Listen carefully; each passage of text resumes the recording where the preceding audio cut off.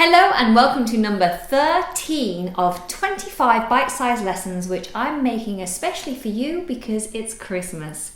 So today we're looking at the word rise. Now, do you know the difference between the word rise and raise? Quite simply, they both mean to lift up, but to rise is to lift up by yourself without help, and raise is to be lifted up by something else. So I might raise up a ship that's sunk to the bottom of the ocean because the ship can't come up by itself. So it can't rise up, it has to be raised up. As we've already said, rise means to lift up. So I might rise if I'm getting higher and higher. This also covers things like numbers. So a number can rise. The number of people living in a country can rise. This means that when your wages increase, you get a rise. When we get up in the morning, we rise out of bed. And when the sun comes up in the morning, you have a sunrise. So let's look at some common phrases that use the word rise. Well, one that I used to hear every morning was rise and shine. This is a positive phrase used when you wake someone up. Rise and shine. Rise and be happy. You might hear about the rise and fall of something. Historians might talk about the rise and fall of a dictator or a rise and fall of a certain period in time. If we say that something is on the rise, then it means it's increasing. So you could say that random acts of kindness are on the rise. If you hear someone talking about an uprising, this is like a revolt, a movement against something like the establishment.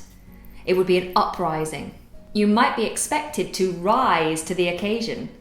That means that you meet the expectations of an occasion. For example, if you've been asked to sing in a show and you're normally a very nervous singer, if you rise to the occasion, it means that you gain courage, you stand up and you sing your best. So you rose to the occasion. If you're watching a zombie movie, then you'll notice that people rise from the dead.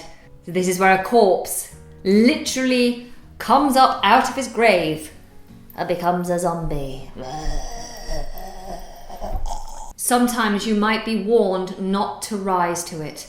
Don't rise to it. This means do not allow a situation to make you emotional.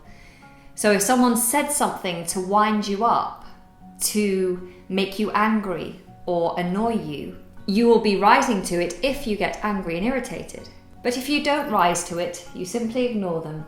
Finally, we might use the phrase give rise to. This means that something will set off something else.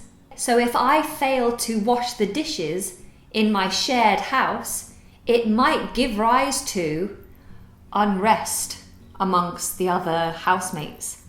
So my actions gave rise to upset and unrest. So there we have it, a very quick lesson on the word rise. I hope you found that helpful. Don't forget, there are 25 lessons in this series, so if you haven't seen the other lessons, then why not check them out? There is a playlist called Bite-Sized Lessons. I do hope that you have subscribed by pressing the big red subscribe button, and I will see you tomorrow. Take care.